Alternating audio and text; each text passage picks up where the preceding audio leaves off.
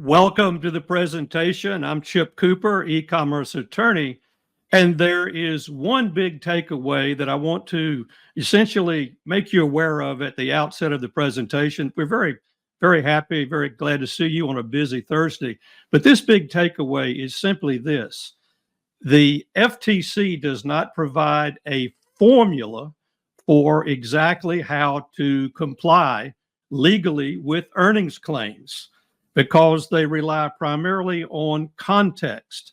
So one of the things that I do when I work with clients is indicate to them and emphasize that creativity is really what we're talking about here within the framework that the FTC has established for earnings claims. So the big takeaway here is we're going to be talking a little bit about creativity and a new standard that the FTC has regarding a so-called up to qualifier. So what are we talking about with up to? We're talking about either, the classic example of, you see there on the first bullet, make $18 an hour. That is the earnings claim that was at issue in the FTC versus Arise case that we're going to talk about very briefly. That was the option that Arise had when they were planning their marketing strategy and their advertising and compliance strategy. And they elected to not do the typical approach, make $18 an hour. Instead, the second bullet there, their approach was make up to $18 an hour by adding the qualifier up to.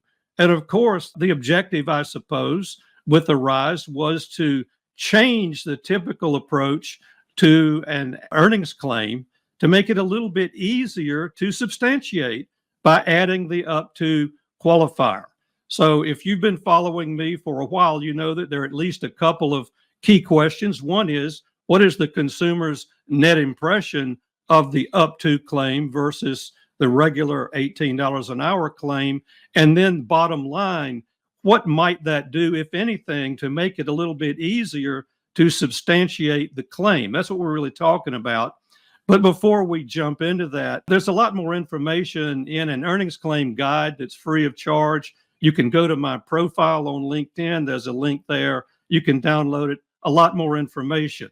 All right, a few comments about the Arise case. Arise was involved in a so-called gig economy case, meaning that they were employing consumers who would work at home for employment that Arise provided. Arise, on the other hand, marketed its services to fairly large corporations. Those services were tech support. The clients of Arise, the corporations, needed to outsource tech support. And that's where Arise came in. Arise employed people working from home to provide those services. Obviously, they were trained by Arise and recruited by them, and they worked at home. And of course, the earnings claim was make up to $18 an hour. So a quick view of one of the ads that Arise used. This is Be Your Own Boss, Work From Home, using the platform, the online platform, whereby the participants could then provide services, tech support, customer support services to Arise's clients. And this, of course, now drills down a little bit into exactly what the earnings claim was in an ad. You see, this is a Google ad, and the key there, up to, work from home, up to $18 an hour.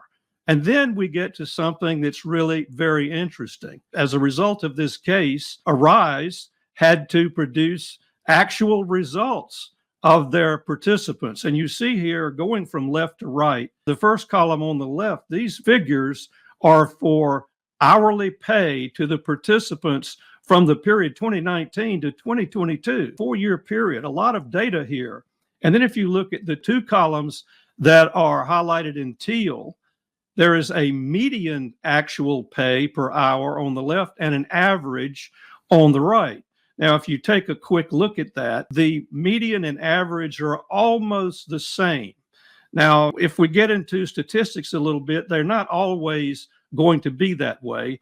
And we'll get into some of that later on another presentation.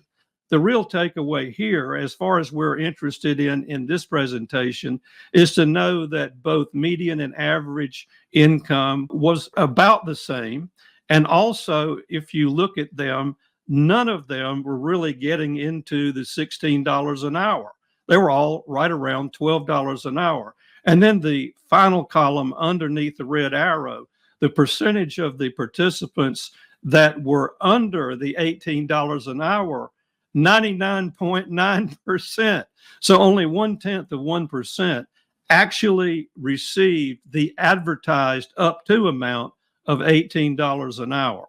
So once the FTC got involved in their investigation, clearly Arise was not able to substantiate the claims. But let's look at this a little bit further in terms of the up to the net impression. And one or two comments I think that are important to understand is that this whole issue about up to has a very long history, and the standard for substantiation for an up to claim, both earnings claim or any other ad claim, has evolved over time. And the big issue here is the relationship to the maximum amount of the up to claim. Now, if you look in yellow there, one way that it's been viewed by the National Advertising Division of the Better Business Bureau is up to means an appreciable number. And it further has been determined to mean by NAD noticeable and non-negligible. Noticeable and non-negligible. Then we get to the second bullet there in yellow. For a long time, going back a number of years, the FTC standard has been that up to means all or almost all, which is virtually, if not the same, as if you'd made the claim without the up to qualifier. So if you think back to the prior slide, Arise fails both of these tests, fails the appreciable number test, and clearly the all or almost all are failed. So then we get to this particular case and the result, and we have a statement by Lena Khan, who is the current chairperson of the FTC. And after the Arise case was decided, one of the commissioners, not Lena Khan, but one commissioner made a comment or two in writing in an opinion about substantiation requirement of the up to claim. And Lena Khan felt that it was important for her, and I agree with her, to basically set the record straight as far as her view as the chair of the FTC. And I want to read this verbatim so that you can get a flavor of what the FTC's position on the meaning of an up to claim is right now and how it might have changed from past history. Here it is. Claims that individuals can earn up to a certain amount might lead them to reasonably believe that the statements of earnings potential represent typical or average earnings. Typical or average earnings, which I would argue is a slight change, maybe a meaningful change from their previous position. So if you go back to the the two previous tests that we've discussed in this presentation, appreciable number, which some courts have used, and clearly the National Advertising Division has used, meaning noticeable and non-negligible, clearly the easiest to substantiate with that test. Then we get to the prior FTC position, all or almost all, very difficult really to substantiate that. It's the same as essentially the claim without the up to qualifier. But now if you look at teal at the bottom, typical or average, and it would be, I guess, correct to read that to mean that average is typical.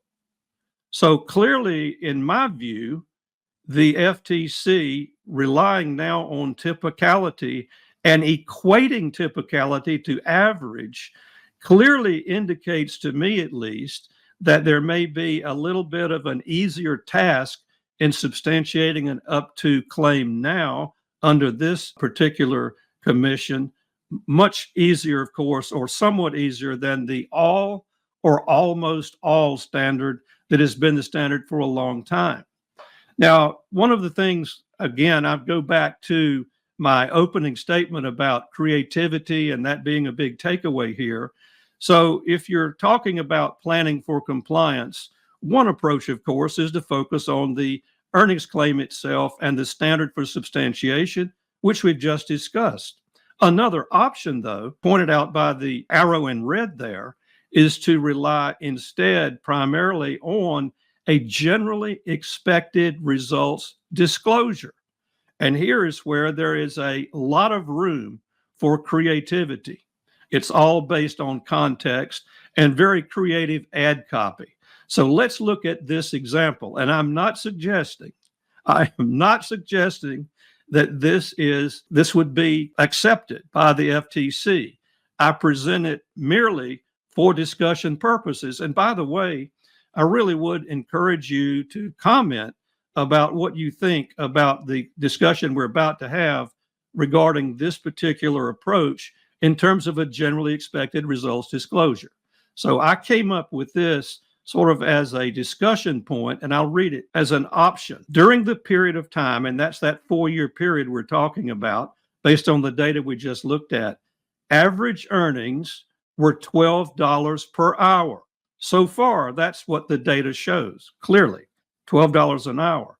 But here we get into more of the generally expected results, maybe payoff if it works. But studies show that 57%, I made that up.